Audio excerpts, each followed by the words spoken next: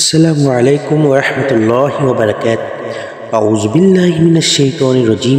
বিসমিল্লাহির রহমানির রহিম। আলহামদুলিল্লাহ আলহামদুলিল্লাহ আলহামদুলিল্লাহ। ইনশাআল্লাহ আজকে যে আমি হাদিসটা আলোচনা করব এটা খুবই অত্যন্ত গুরুত্বপূর্ণ এবং আমার চ্যানেলকে সবাই সাবস্ক্রাইব করুন, কারণ যারা যারা নতুন অবস্থানে আমার চ্যানেলকে ঢুকছেন অবশ্যই তারা নেক্সট টাইমে নতুন নতুন হাদিসগুলো শুনতে পাবেন এবং সেই হাদিসের উপর আমল করার তৌফিক দান করুক। তো চলুন আমরা শুরু করি, দেরি করি না। ইনশাআল্লাহ ভালো থাকবেন, সুস্থ থাকবেন। ওয়ান আয়েশা রাদিয়াল্লাহু তাআলা ক্বালাত দুইয়া রাসূলুল্লাহ সাল্লাল্লাহু আলাইহি ওয়াসাল্লাম ইলা জানাজাহ ওয়া সাবিয়্যু মিনাল আনসারি ফাকুলতু ইয়া রাসূলুল্লাহ তুবা লিহাযা উসফুরুন মিনাল আসাফির ওয়াল জান্নাহ লিমা ইয়ামাল সুআ ওয়া লাম ইউদরিকুহু ফাকালা আও গায়রা যালিকা ইয়া আয়েশা إن الله قال الجنة أهلا خلقهم لها وهم في أسلاب الآبائهم وخلق للنار أهلا خلقهم لها وهم في أسلاب آبائهم رواه মুসলিম। অনুবাদ, হযরত আয়েশা রাদিয়াল্লাহু তাআলা তিনি বলেন, একদা রাসূলুল্লাহ আনসারদের একটি বালকের জানাজার দিকে আহ্বান করা হয়েছিল। এমনই সময় আমি বললাম, হে আল্লাহর রাসূল, জান্নাতের চড়ুই পাখিগুলোর মধ্যে এই চড়ুই পাখিটি কতই না সৌভাগ্যশীল, কারণ সে কখনো পাপ কার্য করেনি এবং তার পাপ কাজ করার মতো বয়সও হয়নি। রাসূলুল্লাহ কথা শুনে বললেন, হে আয়েশা, এর বিপরীত হতে পারে, যেহেতু আল্লাহ তাআলা জান্নাতের জন্য একদল লোককে সৃষ্টি করেছেন, তাদেরকে যে শানের জন্যই সৃষ্টি করেছেন, অথচ তখন তারা তাদের পিতা মেরুদণ্ডে অবস্থান করেছিল। এভাবে জাহান্নামের জন্য একদল লোক সৃষ্টি করে রেখেছেন, তাদেরকে জাহান্নামের জন্যই সৃষ্টি করেছে, অথচ তারা তাদের পিতার পৃষ্ঠদেশে অবস্থান করেছিল। এছাড়াও জান্নাত ও জাহান্নাম নেক কাজ বা বদ আমলের উপর নির্ভর করে না, বরং তাকদীরের উপর নির্ভর করে।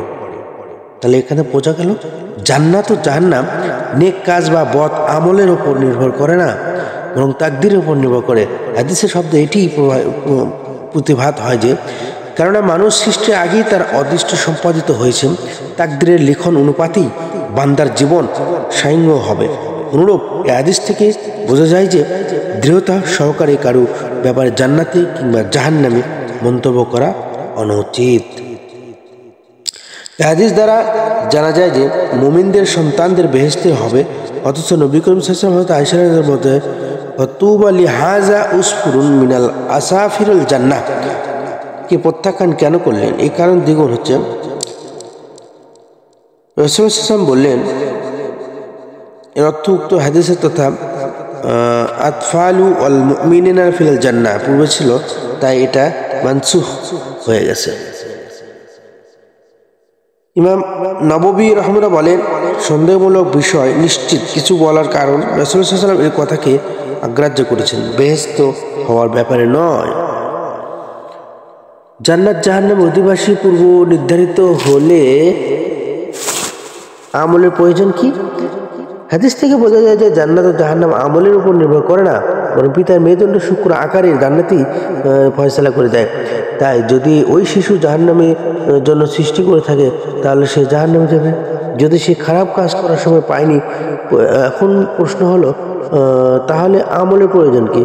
এই প্রশ্নের জবাবে মুহাদ্দিসিনগণ কেরাম বলেছেন, হাদিসে বলা হয়েছে যে পিতার মেরুদণ্ড শুক্র আকারে অবস্থান করার সময় জান্নাত অথবা জাহান্নামের সিদ্ধান্ত হয়েছে, কিন্তু আমলের প্রয়োজন নেই এ কথা বলা হয়নি, বরং আখিরাতে মুক্তির জন্য আমল পূর্ব শর্ত।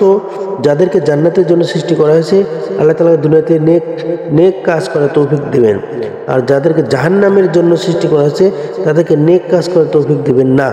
আর এটি বান্দার ইখতিয়ার ও কাসব এর ভিত্তিতে হবে।